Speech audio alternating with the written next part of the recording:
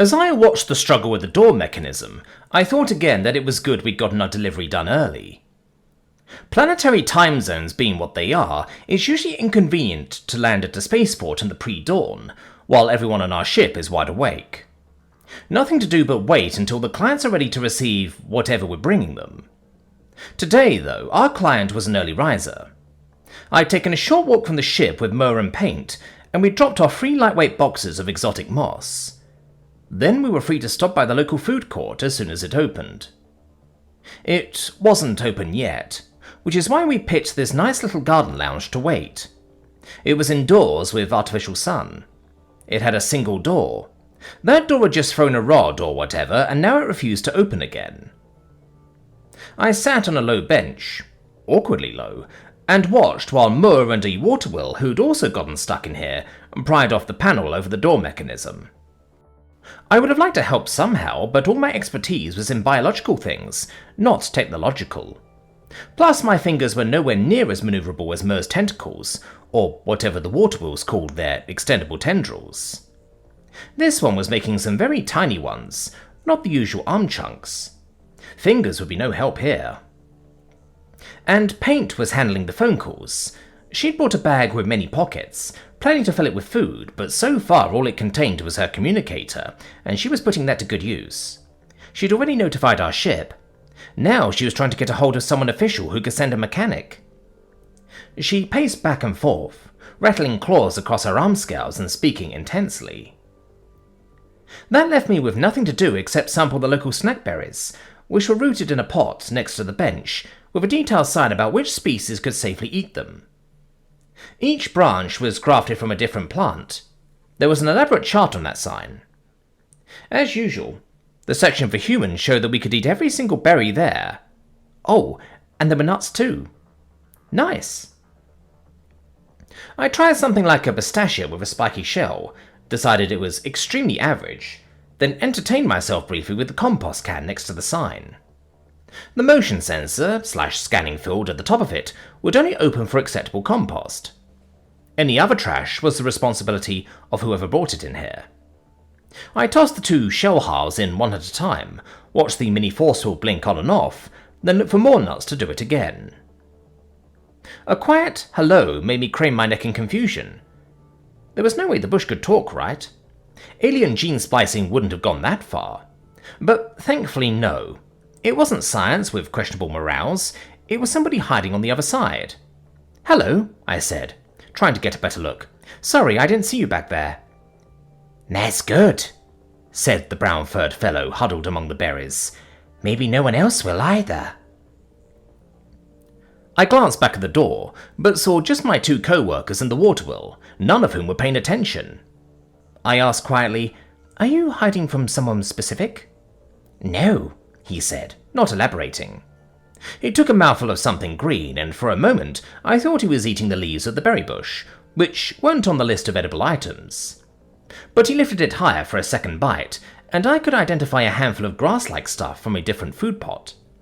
The fast-growing lettuce area. A herbivore specialty. I told him, "I don't think you have anyone to be afraid of here." He didn't answer for a moment, just looking around with wide eyes and eating the rest of his handful of grass. His teeth were distinctly the gnawing sort. Finally he asked, "Do you know how long it will take to get the door open?" "Hard to say." I turned back to see Moore and the waterpool talking animatedly, the door still firmly shut. Paint looked like she was on hold. "Hopefully not long. If they can't figure it out, the maintenance people should be able to open it from the other side." "I've seen them," was the quiet response. "They're scary." "The maintenance crew? Scary how?" The guy got even quieter. "Flesh eaters. There are so many here. I didn't know when I came." I thought about my answer very carefully. You know that none of them want to eat you, right? That sort of thing is horrifying to civilized society as a whole. The guy twitched his ears, which I hadn't realized were folded back, in scared rabbit style. "They said that. Not sure if I believe it yet." "Society couldn't function if people went around eating each other," I insisted. "Think about it. People need to trust one another to some degree. Otherwise they wouldn't be able to cooperate when they're all living together in the same place. Food comes from the food stores. Anyone who hurts another person intentionally is likely to get in trouble with the authorities. And that's for small things, much less full-on killing and eating them. He twitched his nose, very rabbit-like. But with all those sharp teeth, don't they get tempted? Aren't flesh-eaters hardwired to crave flesh when they're hungry? Not from other people who can talk back to them, I said, and most of the flesh-eaters I know prefer to cook their food. He bared his gnawing teeth. Burning the flesh before they eat it? Horrifying.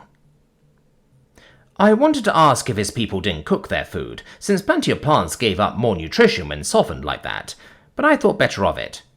The answer was probably no, and he would ask about my people's food, and that was a topic I wanted to steer well clear of. The poor guy had seen me eating plants and made an assumption that I wasn't eager to correct. Then, in what felt like very bad timing, Paint put her communicator away and walked back over. I winced. For probably the first time ever, I looked at the gentlest person on our ship and really noticed her sharp teeth and claws. Paint told me, "They said someone will be on their way soon. I couldn't get them to specify soon exactly. Somehow this doesn't seem like a high priority to them." She frowned. "That's unfortunate," I said. "Would you like to try a berry? There's a chart here that says which are safe for who." Goodness, what a lot of choices. Paint looked at the chart, then at the bush.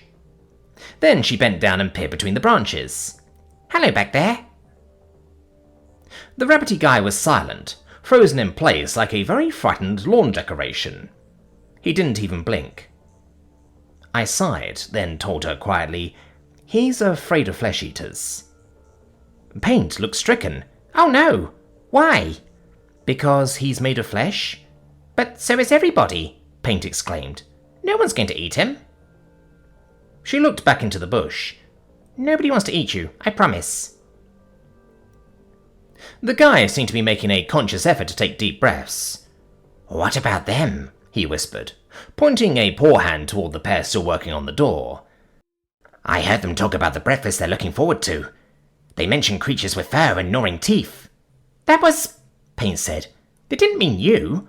Mo was talking about an animal from his planet, a little one that's not a person. They're about this big, and they meet absolutely none of the criteria for sapient beings." She held her hands a few inches apart. "He wants to get food from the stalls at the food court like everybody else." I nodded. "That's what I've been saying." Paint nodded even more vigorously. "See? Robin knows. She's the animal expert, the person to ask about which type of creature would attack another." I opened my mouth to add something else, but Paint was still talking. "And her species eats everything, so she knows about it from all sides." The guy made a little noise, and I sighed. "That's less helpful," I told Paint. She seemed to be realizing that herself. "Sorry," she said to me, then addressed the guy in the bush. "I thought you knew, but really that just proves our point. You've been next to a flesh-eater all this time and nobody's tried to bite you." I agreed. "Just these berries." I popped another one into my mouth, then regretted it. "Ugh, that one's sour." Paint consulted the chart. "I think it's called a sour bud." "That makes sense." "Ugh. I got it mixed up with these other Watsits, the Sunsweet ones. Similar colour." "Very different smell, though," Paint said, with a sniff like a wine connoisseur. "Yes, we both know about your sense of smell." "Ooh, what are these? They smell amazing." The two of us talked for a bit about the various snack plants, deliberately ignoring the quiet rabbit guy, giving him time to process our very non-threatening attitudes. I was starting to suspect that he'd stay hidden in the bush until the maintenance crew came and went, but eventually there was a quiet rustle of leaves. With his eyes still wide and his motions timid, he took a seat on the far end of the bench. Paint was still standing and greeted him from a safe distance. "Good to see you. Would you like a berry? We can help you find the best ones." He was very brave and said yes. We consulted the chart and his preferences and flavour, and spent a few friendly minutes selecting berries. When it became clear that we weren't going to make any surprise lunges at him, he gradually relaxed. His ears really did look like a rabbit's, when he let them stand up straight. Mo yelled, "Aha!" I looked up to see him with most of his tentacles braced against the wall, pulling hard on something that looked like a cable. I worried that he was about to either electrocute himself or destroy the mechanism completely. Then I saw the small leaves. It was a vine, and it had grown up inside the electronics panel. The various plants lined up along the wall looked carefully cultivated, but somebody had missed this one. If the leaves sprouting from the flower pot closest to the door were as familiar as they looked, then that was probably the culprit. The visible plants were all wrapped around a decorative spiral frame. I had a sneaking suspicion that the drainage holes at the bottom of that pot were big enough for rebellious roots to sneak out and take unauthorized journeys. Mer called out, "Anybody got a blade? This is a tough one." "I don't." "Paint?" I asked. She shook her head. "I only bought the communicator. Too bad we don't have Z or Trilly with us. They could probably make short work of it." While their praying mantis blade arms could have done it, I thought of a better idea. I said with a smile, "You know who else could? Our friend here with the gnawing teeth." He looked startled, but not afraid. "What? Me?" "Sure. Out of everyone here, you're the only one whose teeth are built for slicing through tough plants with ease. Care to show us how it's done and save the day?" It took a little encouraging, but not as much as I'd expected. We checked the signage near the pot first, just to be sure I wasn't urging him to chew on something toxic, and we confirmed that this was the same type of plant. Mer hauled as much of it into the open as he could, which wasn't much. The water wheel held various door bits in place. Then the rabbity guy stepped forward and was brave enough to put his head close to Mer's tentacles. He bit through the vine with a couple of swift chomps, separating the middle segment right where Mer had suggested. "Nice work," Mer said, moving the remainder of the vine. "Now we can tuck the rest of this nonsense to the side and reassemble the parts where they're supposed to be." The water wheel said, "Already on it," reshaping one water tendril and maneuvering it around like a locksmith. Paint looked up at the hero of the hour, who was still holding the segment of vine. "Hooray, you did it! Do you want more berries to celebrate?" "Yes, please," he said, still breathing a little quickly. "That tasted terrible." We got him some of the berries that he liked best, then heard a promising clunk and more celebration. The door trundled open. Mer made cheerful burbling noises. "Go team!" "Quick! Everybody out before it does something else bizarre," said the water wheel, immediately scooting out into the open. Nobody was about to argue that point. We all hurried outside to where we wouldn't be trapped again, then waved goodbye to the water wheel. Paint called the officials back with an update on what kind of problem the mechanics would need to fix. Mer said, "I'm off to the food court. It'll definitely be open by now." "We'll be right behind you," I told him. He spun off in a whirl of tentacles. I looked down at the rabbity fellow, who looked small now that I was standing up. But he stood taller than he had all morning. I said, "Thanks again." He twitched his ears happily and said, "It was my pleasure." He sounded a bit surprised by that. "Off to get your own breakfast?" He nodded decisively.